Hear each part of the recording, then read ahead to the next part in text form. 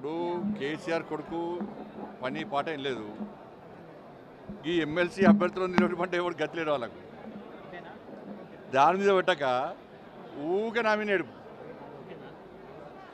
మీరు ఈ ఎన్నికల్లో ఎమ్మెల్సీ ఎన్నికల్లో మీరు అభ్యర్థులను ఎందుకు నిలబట్టలే?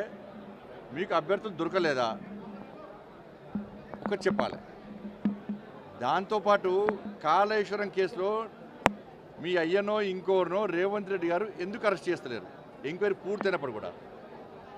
డ్రగ్స్ కేసులో నిన్ను కానీ ఇక నీతో పాటు గ్యాంగ్ ఉంది కదా, మాఫియా గ్యాంగ్, వాళ్ళందరి మీద ఆరోపణలు వచ్చినాయని ఇదే రాష్ట్ర ముఖ్యమంత్రి గారు చెప్పినప్పుడు కూడా మీ మీద చట్టపరమైన చర్యలు ఎందుకు తీసుకుంటలేరు చెప్పాలి.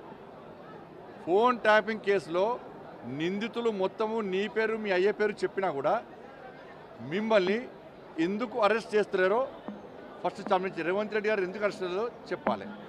మీ బామ్మర్ది ఫామ్ హౌస్లో డ్రగ్స్ దొరికినాయి అన్నారు. నువ్వు కూడా అప్పటిదాకా ఉండిపోయినావు, బాగా డ్రగ్స్ తీసుకున్నావు నువ్వు కూడా అని చెప్పి రేవంత్ రెడ్డి గారే మాట్లాడారు. మరి నీ మీద ఎందుకు చర్యలు తీసుకోలేదో చెప్పాలి. ఈ ఫార్ములా రేస్ కారే ఉన్నది. దాని మీద నువ్వు సుప్రీంకోర్టు పోయినావు, హైకోర్టు పోయినావు. కోర్టు మొత్తం క్లియర్గా అయిపోయింది. ఏమన్నా చేసుకోవచ్చని నీ పిటిషన్ కొట్టేసింది. మరి నిన్ను ఎందుకు అరెస్ట్ చేస్తున్నాడు రేవంత్ రెడ్డి గారు చెప్పాలి. ఇప్పుడు కాంప్రమైజ్ ఎవరైతున్నారు? కేఆర్ బ్రదర్స్ ఎవరు? మీరిద్దరు. నీ దొంగ నాటకాలు బంద్ చేయి. నీ బతికేంది నువ్వేంది? ఏదో బిచ్చ బతుకునేది.